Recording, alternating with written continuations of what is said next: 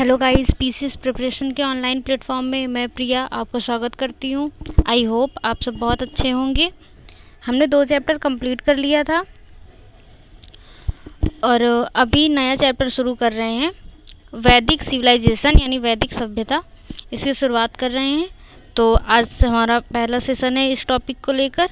तो देखते हैं पहला क्वेश्चन हमारा क्या है।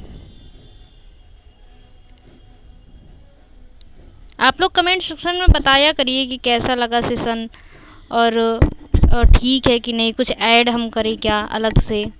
तो ठीक है, ये सब बताया करिए तो मुझे भी पता चले कि क्या कमी है क्या नहीं। कुछ आप लोग बताते ही नहीं हो। देखिए, पहला क्वेश्चन हमारा कह रहा है कि भारतीय उपमहाद्वीप में लौह का सर्वप्रथम साहित्यिक संदर्भ किस में मिलता है। तो हमारा आंसर हो जाएगा answer number C, option number C, Yajurveda. Yajurveda में हमको साहित्यिक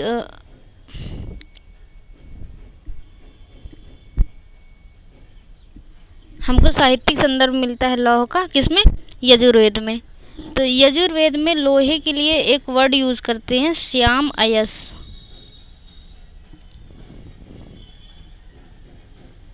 श्याम अयस। और एक वर्ड और यूज करते हैं, कृष्ण अयस।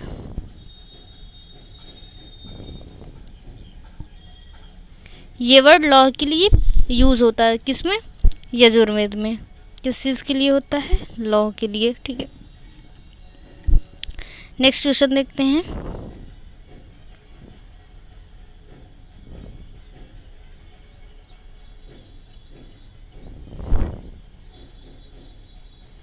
नेक्स्ट क्वेश्चन हमारा कह रहा है कि ऋग्वेद के 10वें मंडल में निम्नलिखित में से कौन सा स्रोत विवाह समारोह पर प्रकाश डालता है। तो ये हो जाएगा सूर्य सूक्त। पहला ऑप्शन सही है, सूर्य सूक्त इसका राइट आंसर है। विवाह समारोह का वर्णन कौन करता है? सूर्य सूक्त। इधर लिख देते हैं, विवाह वर्णन।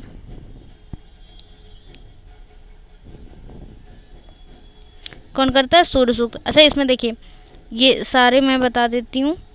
पुरुष सूक्त है, उर्ण सूत्र है और स्तुति, दान स्तुति है। ठीक है, देखिए मैं बताती हूँ कि जो पुरुष सूक्त है, एक सेकेंड, पुरुष सूक्त है ना, जो पुरुष सूक्त को प्रथम स्रोत माना गया है। इसमें चारों वर्णों का एक साथ उल्लेख मिलता है। क्या मिलता है? चारों वर्णों का एक साथ उल्लेख मिलता है, किसमें? पुरुष सूक्त में। दूसरा है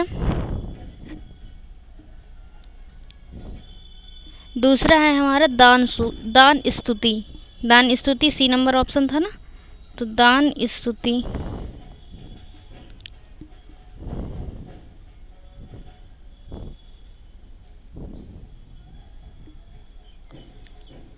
दान स्तुति में क्या बताया गया है? संरक्षक द्वारा उपहार देने का उल्लेख है इसमें। संरक्षक द्वारा उपहार देने का उल्लेख है। लास्ट ऑप्शन हमारा बचता है, लास्ट ऑप्शन क्या बचता है हमारा? उर्ण सूत्र। उर्ण सूत्र, इसमें क्या बताया गया है कि आर्यन द्वारा प्रयोग में लाए जाने वाले ऊनी वस्त्रों का उल्लेख। किसके द्वारा? आर्यन द्वारा प्रयोग में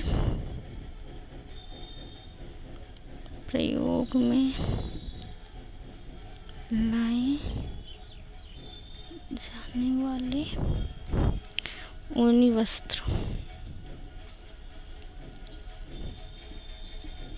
वस्त्र का उल्लेख मिलता है। ठीक है, समझ में आ गया होगा आई थिंक ये क्वेश्चन। ठीक है, नेक्स्ट क्वेश्चन देखते हैं। क्वेश्चन नंबर 3 ये कह रहा है कि निम्नलिखित प्रश्न में 2 कथन है, कथन 1 और कथन 2। इन दोनों कथनों का सावधानी पूर्वक परीक्षण कीजिए और नीचे दिए गए कूट का प्रयोग करके सही उत्तर चुनिए।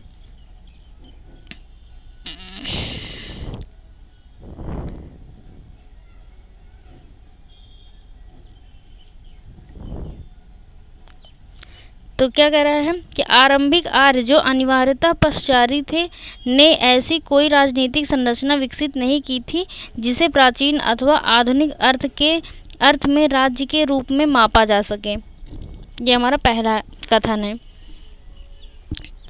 और फिर दूसरा क्या है, राजतंत्र वैसा ही था जैसे कि जनजाति मुखिया तंत्र। जनजाति मुखिया के लिए राजन शब्द का प्रयोग होता था, जो मुख्यतः एक सेनापति था और जो अपने लोगों पर शासन करता था, किसी विशेष क्षेत्र पर नहीं। ठीक है, दो कथन बहुत अच्छे से पढ़ लिए हैं। ठीक है, अब ये देखते हैं कि कूट क्या दिया हुआ है। लिखा है कि दोनों कथन अलग अलग सत्य हैं और कथन 2 कथन 1 का सही स्पष्टीकरण करता है।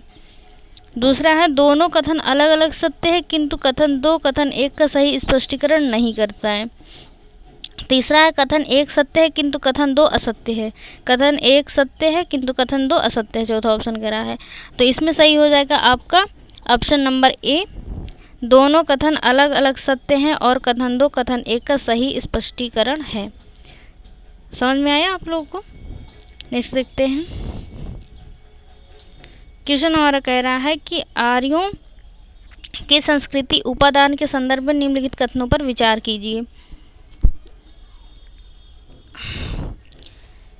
तो पहले दिया हुआ आर्य संस्कृति उपादान द्रविड़ और तमिल संस्कृति से आए हैं। दूसरा देखिए, जो आर्य संस्कृति उपादान हैं वो उत्तर के वैदिक और संस्कृत मूलक संस्कृति से आए हैं। कहाँ से आए हैं? एक सेकेंड, ये आए हैं उत्तर के वैदिक,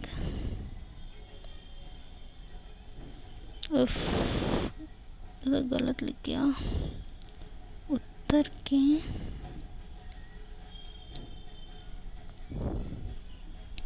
वैदिक और संस्कृत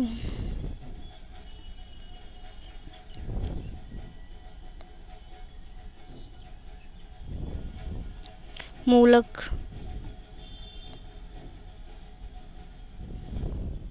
संस्कृति।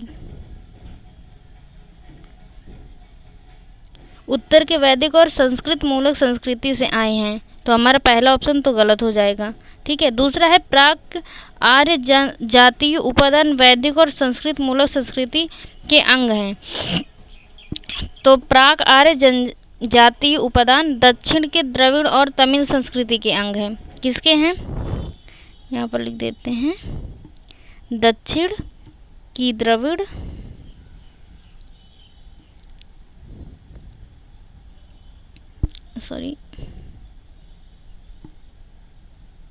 द्रविड़ और तमिल संस्कृति।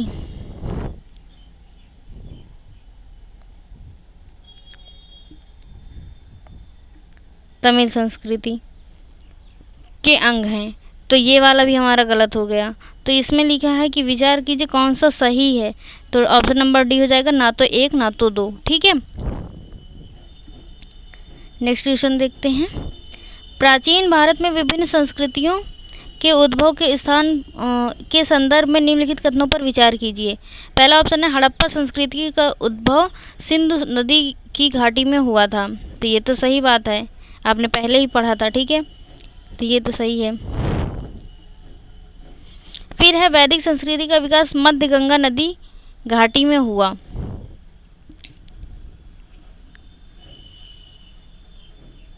तो ये तो गलत है। ठीक है, दूसरा ये वाला हमारा गलत हो जाता है, ये वाला। सेकंड है वैदिकोत्तर संस्कृति का उद्भव पश्चिमोत्तर प्रदेश और पंजाब में हुआ था, ये भी हमारा गलत है। सही कौन सा है? ये पहला नंबर, तो इसमें सही पूछा, केवल 1 सही हो जाएगा। ठीक है, नेक्स्ट देखते हैं।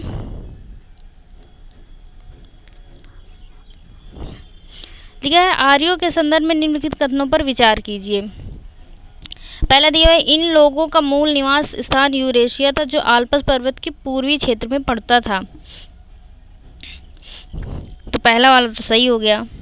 दूसरा, इन लोगों का मुख्य व्यवसाय कृषि था, नहीं, मुख्य व्यवसाय कृषि नहीं था, कृषि कार्य तो गौड़ था। यहाँ पर मुख्य काम इनका क्या था? पशुचारण।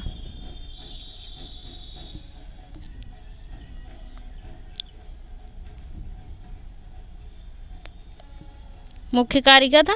पशुचारण था। और घोड़ा आर्यों का महत्वपूर्ण पशु था, ये भी सही है। मैं अभी हड़प्पा वाला चैप्टर जो है सिंधु घाटी सभ्यता पढ़ाई थी, उसमें मैंने बताया था आपको। तो ये वाला हमारा कौन सा ऑप्शन सही, पहला सही है, दूसरा तीसरा सही है, तो कौन सा हो जाएगा, ऑप्शन नंबर सी, केवल 1 और 3। नेक्स्ट क्वेश्चन देखते हैं। लिखा हुआ है ऋग्वेद के संदर्भ में निम्नलिखित कथनों में से कौन सा कथन सही है। कौन सा कथन सही है दिया, यह सबसे पहला वेद है। ये तो सही बात है भाई, सबसे पहला वेद है। फिर दूसरा है इसमें पहला और 10वां मंडल सबसे बाद में जोड़ा गया, ये भी सही है। तीसरा है ऋग्वेद में अनेक बातें ईरानी ग्रंथ अवेस्ता से मिलती हैं, ये भी सही है। ठीक है, तो फिर इसमें तो तीनों सही है, तो कौन सा सही हो जाएगा, ऑप्शन नंबर डी, 1 2 3 तीनों सही है। एक सेकेंड, उफ यार ये तो क्या गड़बड़ हो गया।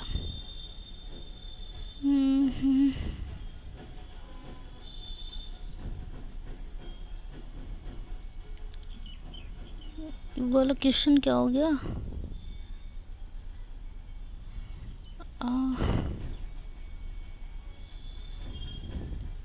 अरे क्वेश्चन ही गायब हो गया ये तो। चलिए कोई बात नहीं, मैं अगले वाले सेशन में वाला क्वेश्चन करवा दूंगी। इसमें कह रहा है निम्नलिखित में से किस अभिलेख में आर्यों का नाम का उल्लेख मिलता है, तो हमारा सही आंसर हो जाएगा हिट्टाइट। किसमें मिलता है, हिट्टाइट में मिलता है, हिट्टाइट में मिलता है। देखिए मैं हिट्टाइट पड़ता कहाँ है आपका, तो बता दे, ये पड़ता है आपका अनातोलिया तुर्की में।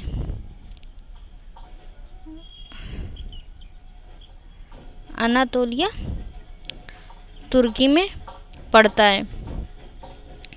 अब तुर्की इसकी जो लोकेशन है, एग्जैक्ट लोकेशन की इधर क्या है, मतलब पूर्व पश्चिम उत्तर दक्षिण में क्या है, किस किस देश से सीमा बनाता है, ये आप बताओगे मुझे कमेंट सेक्शन में। ठीक है, एक आपको होमवर्क दे दिया मैंने, तो ये आप बताओगे। ठीक है, नेक्स्ट क्वेश्चन है कि वैदिक संस्कृति के संदर्भ में निम्नलिखित कथनों में से कौन सा असत्य है। क्या पूछ रहा है, असत्य पूछ रहा है।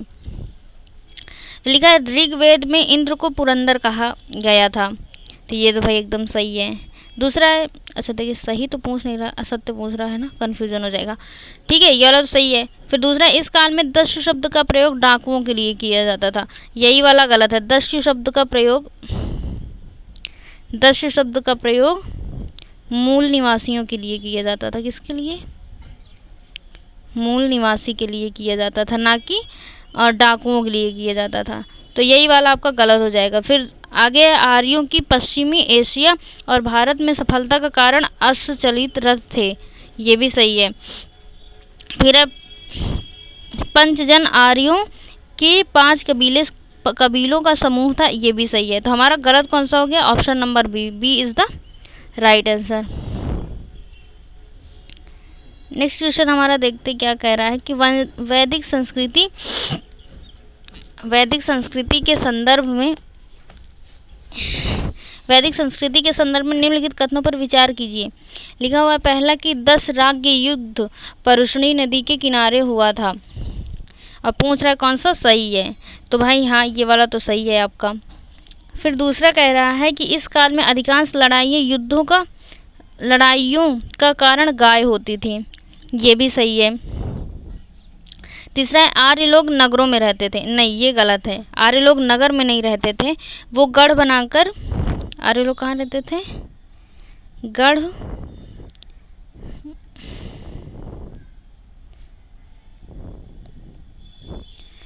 बनाकर मिट्टी के घर वाले गांव में रहते थे, मिट्टी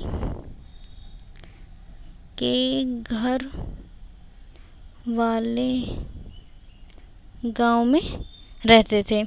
तो पहला दूसरा सही है, तीसरा वाला तो हमारा गलत हो जाता है, तो कौन सा सही हो जाएगा, ऑप्शन नंबर ए, 1 और 2।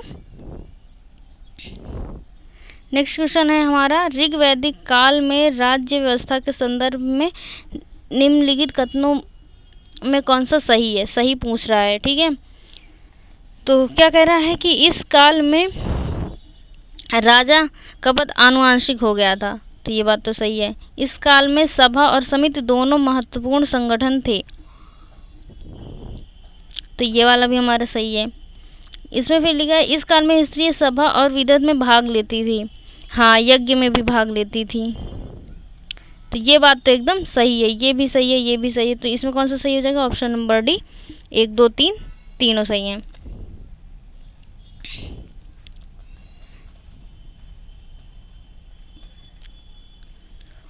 अच्छा देखिए, इसमें ना जो राजा था उसके पास असीमित अधिकार नहीं थे। नेक्स्ट पेज ले सकते हैं। राजा जो थे इनके पास असीमित अधिकार नहीं थे।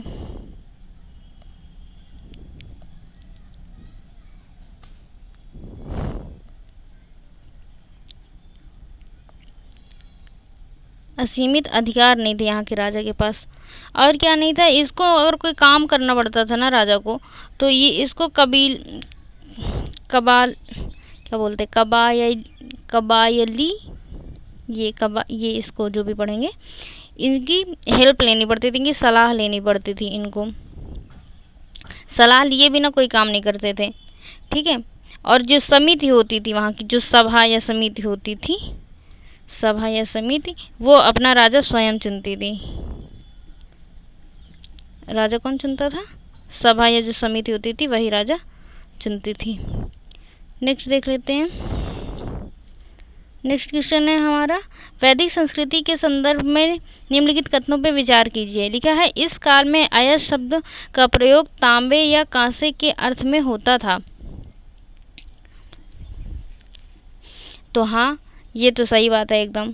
फिर दूसरा है इस काल में चित्र धूसर मृदभांड का प्रयोग होता था, ये भी सही है।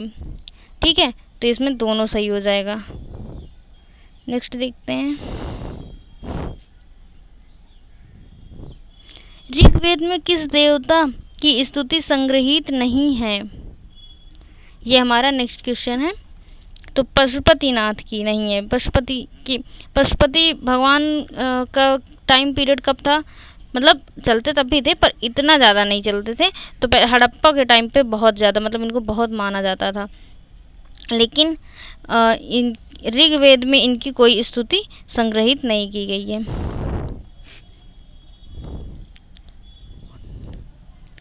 नेक्स्ट देख लेते हैं। अगला क्वेश्चन हमारा कह रहा है कि वैदिक संस्कृति के संदर्भ में निम्नलिखित कथनों में कौन सा असत्य है, ये वाला असत्य पूछ रहा है। लिखा है इस काल में परिवार पितृतंत्रात्मक था, तो ये तो सही बात है। दूसरा है इस काल में बाल विवाह का प्रचलन था, ये वाला हमारा गलत हो जाता है, ऐसे न कट करें, ये वाला हमारा गलत हो जाता है। फिर लिखा है इस काल में उषा और अदिति देवियों की पूजा की जाती थी, ये तो सही है। फिर लिखा है समाज में व्यवस्था बनाए रखने के लिए गुप्तचर रखे जाते थे, ये भी सही है। अच्छा देखिए, इस काल में बाल विवाह का प्रचलन नहीं था, तो किस चीज़ का मतलब, इस टाइम पे ना बाल विवाह नहीं होते थे। जो उनकी उम्र थी लड़कियों की वो 16 से 17 वर्ष होती थी, तब उनकी शादी की जाती थी, इससे पहले नहीं किया जाता था, तो ये बाल विवाह तो नहीं था। यहाँ पर विधवा विवाह का प्रचलन था।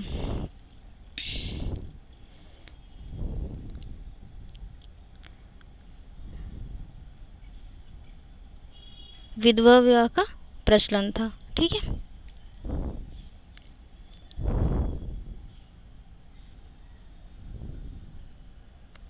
नेक्स्ट हम देख लेते हैं, वैदिक संस्कृति के संदर्भ में निम्नलिखित युग्मों पर विचार कीजिए। लिखा है कि इसमें सही सुमेलित है ना, कौन सा सुमेलित है, तो व्राजपति ये चारागाह का प्रधान होता था, ये तो सही है। कुलपा ये परिवार का प्रधान होता था, ग्रामणी गांव का प्रधान होता था, तो ये तीनों सही है, तो ऑप्शन नंबर डी सही हो जाएगा। नेक्स्ट क्वेश्चन है कि देवता और उनकी शक्तियाँ, भाई क्या कौन कौन देवता उनकी क्या क्या शक्तियाँ थी। तो जो इंद्र भगवान है उनको वर्षा का देवता माना जाता था, तो ये तो आज भी माना जाता है। नहीं, अरे नहीं तो गलत टिक कर दिया, ये है वर्षा का देवता। ठीक है, फिर जो वरुण है वो जल के देवता होते थे, वरुण है वो जल के देवता होते थे। मारुत ये आंधी के देवता थे। और जो सोम थे वो वनस्पतियों के देवता थे। तो मिला लेते हैं ए का फोर्थ। तो देखिए ए का 4 है ना, तो ये वाला और ये वाला तो कट हो गया। अब इन दोनों में से कोई एक, वरुण का 1 है, मतलब दूसरे का पहला एक ही में है, ये वाला ऑप्शन हमारा सही हो जाएगा। नेक्स्ट क्वेश्चन है हमारा कि वैदिक संस्कृति के संदर्भ में निम्नलिखित कथनों पर विचार कीजिए। इस काल में परिवार में केवल माता पिता और पुत्र सम्मिलित किए जाता था। नहीं, माता पिता, ये वाला तो हमारा गलत हो जाएगा। माता पिता पुत्र और इनके साथ साथ दास है, कोई अगर दास है तो वो भी सम्मिलित किया जाता था। अन्य व्यक्ति जो उसके दास के अलावा और भी घर में कोई रहता था तो उनको भी, मतलब अन्य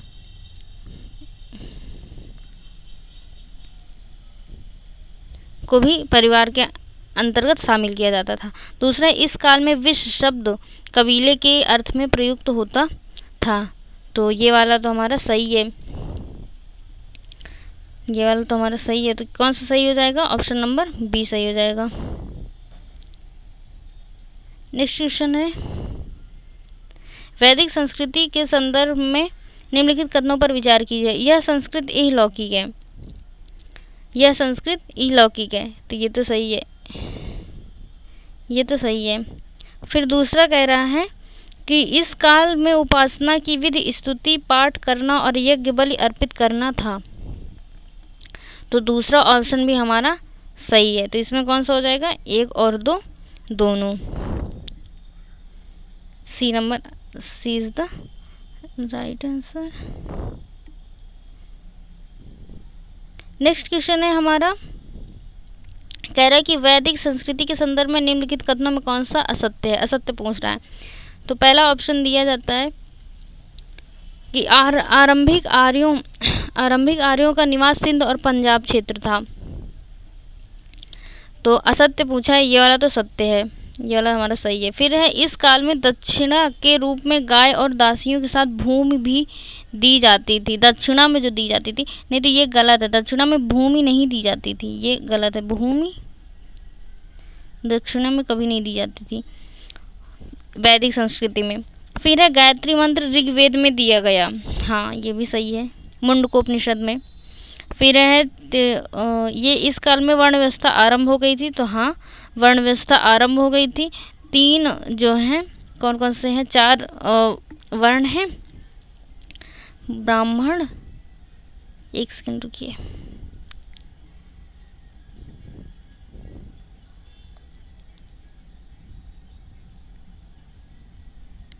ब्राह्मण, क्षत्रिय, वैश्य, शूद्र। इन तीनों को तो बस श्रेष्ठ माना जाता है, इन्हें श्रेष्ठ नहीं माना जाता। इनके बीच में ना भेदभाव की एक रेखा है।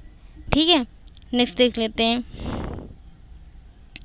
नेक्स्ट क्वेश्चन क्या है कि वैदिक कालीन साहित्य के संदर्भ में निम्नलिखित कथनों पर विचार कीजिए। इस काल में रचे गए वैदिक सूक्तों का संग्रह संहिता कहलाता है।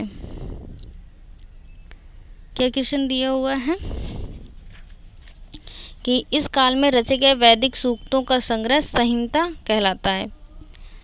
इसमें सही पूछ रहा है, तो ये बिल्कुल सही बात है। ठीक है, फिर है, ऋग्वेद संहिता सबसे प्राचीन वैदिक ग्रंथ है, ये भी सही है। ब्राह्मण ग्रंथ की रचना वैदिक संहिताओं के बाद हुई है, तो ये वाला भी हमारा सही है। तो कौन सा ऑप्शन सही हो जाएगा? Option number D, 1 2 3। Next question हमारा कह रहा है, संहिता दिया है और विषय वर्णन दिया हुआ है। तो जो ऋग्वेद है, ऋग्वेद में देवताओं की स्तुति दी हुई है। तो बताइए, 1 3, ठीक है, ये थोड़ा ऊपर कर लेते हैं। दिया हुआ है 1 3, तो ये तो हमारा कट हो गया, ये कट हो गया। ठीक है, फिर सामवेद दिया हुआ है, सामवेद का गायन दिया हुआ है, मतलब सामवेद का जो विषय है वो गायन है। संगीत, सारे गामापा, ये सारी इसी चीज़ में मिलती हैं। तो सामवेद में गायन, तो बी का 4th है, तो ये वाला हमारा सही हो जाएगा, ये भी हमारा गलत हो जाता है। ठीक है, यजुर्वेद है, यजुर्वेद में क्या है? ऋचाएँ तथा कर्मकांड दी हुई हैं, ऋचाएँ तथा कर्मकांड। और व्याधियों के निवारण हेतु मंत्र अथर्ववेद में दिए गए। जादू टोना टाइप की चीज़ें इसमें दी हुई हैं। नेक्स्ट क्वेश्चन है हमारा, वैदिक और उत्तर वैदिक अवस्था में ग्रंथों के रचना काल के संदर्भ में निम्नलिखित कथनों पर विचार कीजिए। तो ऋग्वेद की रचना 1000 से 500 ईसा पूर्व के पश्चिमोत्तर भारत में हुई थी। तो ये गलत बात है। ये ना 1000 से 500 नहीं है, 1500 से 1000 है। 1500 से 1000 ईसा पूर्व, ठीक है। और ये लिखा उत्तर वैदिक ग्रंथ की रचना 1500 से 1000 ईसा पूर्व नहीं, ये है 1000 से 500 ईसा पूर्व। 1000 से 500 ईसा पूर्व। एक सेकेंड,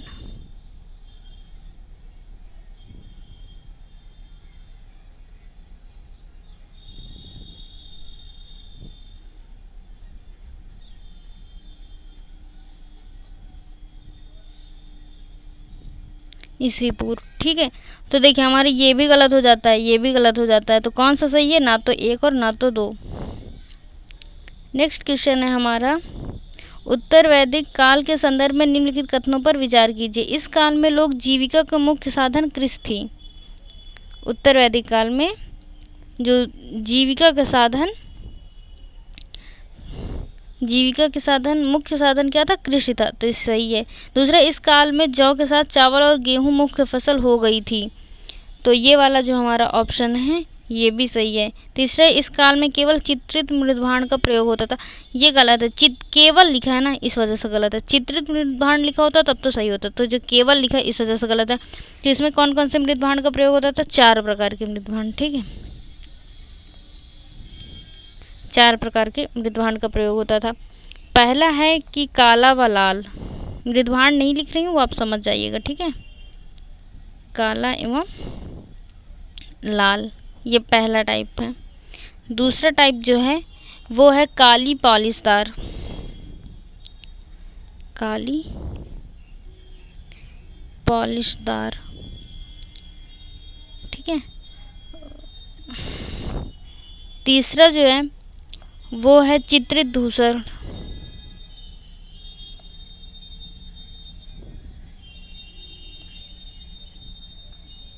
और जो चौथा ऑप्शन है हमारा वो है लाल। तो पता चला कितना है? 4 प्रकार के हो गए हैं। चारों का यूज़ मिलता है। और उसमें क्या दिया हुआ है कि केवल चित्रित धूसर, चित्रित मृदभांड का प्रयोग केवल लिखा हुआ है ना, तो इस वजह से वो गलत हो जाता है। नेक्स्ट क्वेश्चन है हमारा, उत्तर वैदिक काल में राजनीतिक संगठन के संदर्भ में निम्नलिखित कथनों पर विचार कीजिए। फिर इसमें दिया हुआ है कि इस काल में राजा अधिक शक्तिशाली हो गया था और वह स्थायी सेना रखने लगा था। तो ये गलत है, स्थायी सेना नहीं रखता था। एक सेकंड, ये गलत है हमारा, स्थायी सेना नहीं रखता था, ठीक है।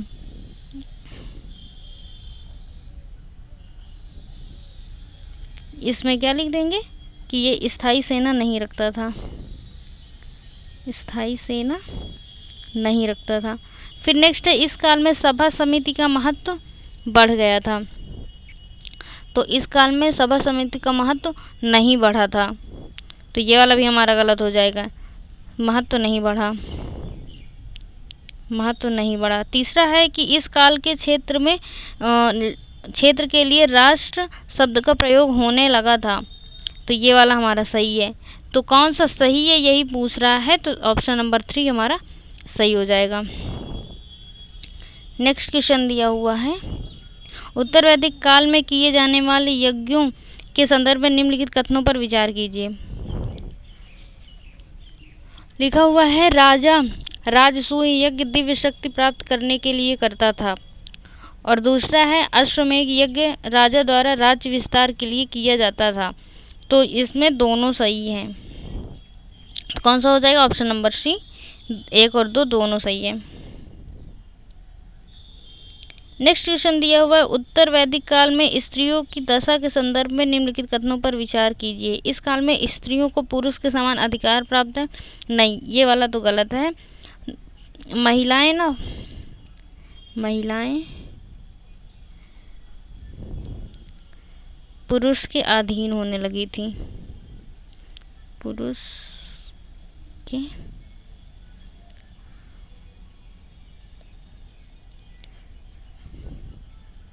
अधीन होने लगी थी। नेक्स्ट कह रहा है, इस काल में स्त्रियों को संपत्ति का अधिकार प्राप्त नहीं था। तो ये वाला तो सही है, ठीक है। फिर बोल दिया है, ये वाला तो हमारा सही है। फिर बोल रहे कि वैदिक काल के समान स्त्रियां इस काल में भी सभा समिति तथा विधत में भाग लेती थी। तो ये गलत है। अब इसमें ना महिलाओं का आना निषेध हो गया था। पूछा गया कौन सा सही है, केवल बी नंबर। आज का लास्ट क्वेश्चन देख लेते हैं। कह रहा है क्वेश्चन, उत्तर वैदिक काल के संदर्भ में निम्नलिखित कथनों में कौन सा असत्य है। लिखा है, इस काल में मनुष्य का संपूर्ण जीवन 4 आश्रमों में बट गया। तो असत्य पूछा है ना, तो ये वाला तो सही है। फिर नेक्स्ट है, इस काल में 4 वर्णों में समानता थी। अभी मैंने बताया कि समानता नहीं थी, तो हमारे यही वाला गलत हो जाएगा, ठीक है। और असत्य पूछा है तो ऑप्शन नंबर बी इसका राइट आंसर हो जाएगा। फिर लिखा है, इस काल में देवाराधना में मुख्य रूप से यज्ञ किए जाते थे। ये भी सही है। इस काल में गोत्र प्रथा स्थापित हुई। ये वाला भी हमारा सही है। तो ऑप्शन नंबर बी इसका राइट आंसर होगा, ठीक है। तो चलिए ठीक है, पढ़ते रहिए और वो क्या कहते हैं, नोट्स भी बनाते रहिएगा, चीज़ों को रिवाइज करते रहिएगा, ठीक है। मुझे ये लग रहा है कि आप ये सब कर रहे हो, क्योंकि मैं रोज़ रोज़ टोंक देती हूँ ना। तो कर रहे हो कि नहीं कर रहे हो, ये भी कमेंट सेक्शन में बताना।